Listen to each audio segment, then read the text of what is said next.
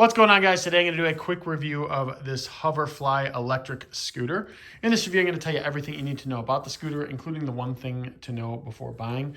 I do want to mention before I start that the brand reached out to me and asked me if they could gift me this item in exchange for a review, and I agreed to it because I could definitely use one of these. So I agreed to that, but that in no way impacts my review, and you'll see why here in a moment. All right, guys, so when you get the Hoverfly scooter, this is what it looks like in the box. I'm gonna do a assembly here. They said it doesn't take much to assemble, but we'll see.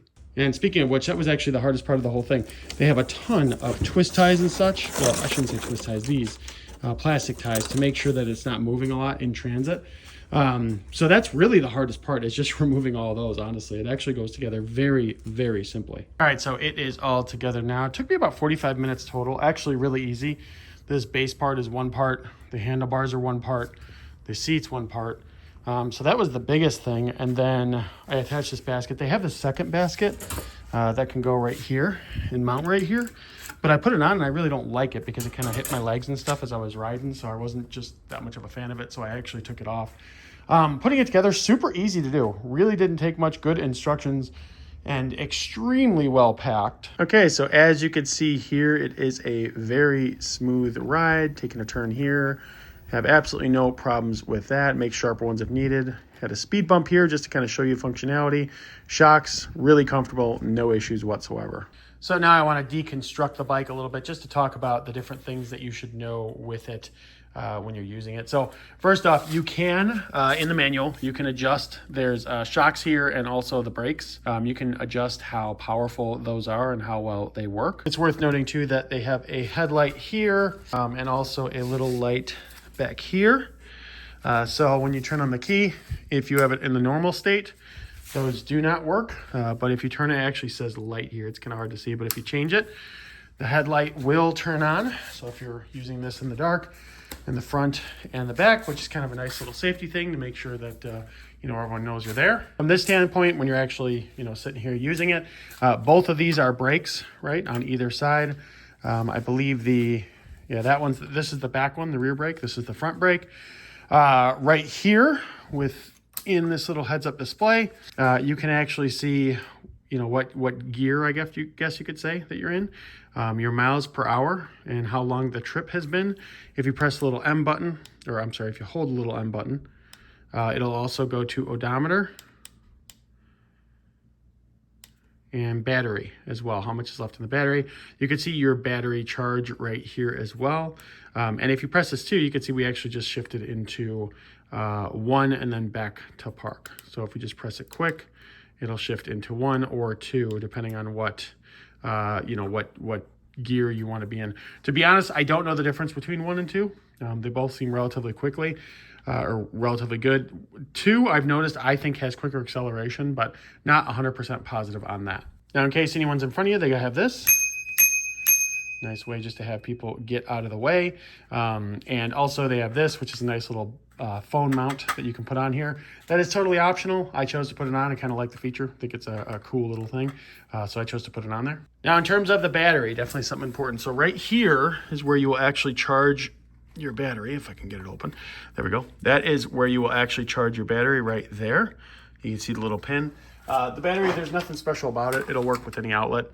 So you just plug this in and then plug in the other side. Okay, like I said, any standard outlet, it'll be fine. It takes about 5.5 hours to charge this thing from pretty much empty up to fully charged. And it's also worth noting that it has really good battery life. Usually testing it out, playing with it quite a bit, it will last quite a few days on one battery charge. So I haven't had any issues with battery at all. Have actually been really, really surprised with how good that's been. It's nice. Now, I mentioned earlier there is a basket that you could put here, and I told you that I didn't put that. I don't really like it. If you put it and you want to, you can use these to put your feet on and put the basket in there. I just wasn't a fan of it because it was rubbing against my legs, but obviously that is optional. I also like this too because it kind of is a place to put your feet and it's comfortable. But again, it's your choice if you need the extra storage and carrying. Both these are ample space for sure. There'd be the basket here, which is pretty good size. We'll put the battery in here for scale. So you can tell how big that is for battery for scale. The other one is a little bit larger. It pretty much takes up the whole bottom spot here. So if, like I said, if you want that. Seat is really comfortable. Didn't have any issues. You saw my video earlier going over the speed bump and everything. Very, very comfortable. Really a big fan of how smooth the ride is, and turning is very simple as well. The bike itself is rated for, it says up to 265 pounds. I'm not 265, I'm 220, and I had no problem with it. Wheels had no problem, nothing like that. It was a very comfortable ride, had no issue at all. It's also worth noting that you can take this and you can pull it down, and in doing that, you can actually collapse the handlebars down. So if you want to get it smaller, you can do that. If you're, commuting and you have to take it on a train or something, you can, in theory, do that.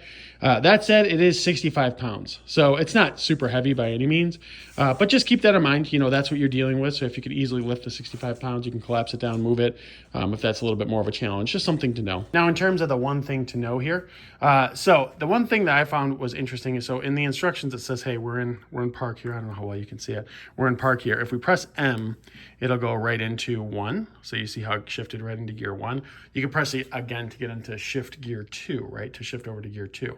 But there's something interesting that happens here. Okay, so if you don't use it, it'll go back into park. But one thing I like even more than pressing that little M button every time is if you are ready to ride, you turn it on, get ready. All you got to do is pull the brake, and it automatically shifts into 1, which I thought was a cool function. Just a little convenience thing, but it definitely works really, really well. So yeah, guys, we've had this for a little while now, use it quite a bit. I honestly don't have anything bad to say about it. The battery life is very good, surprisingly good.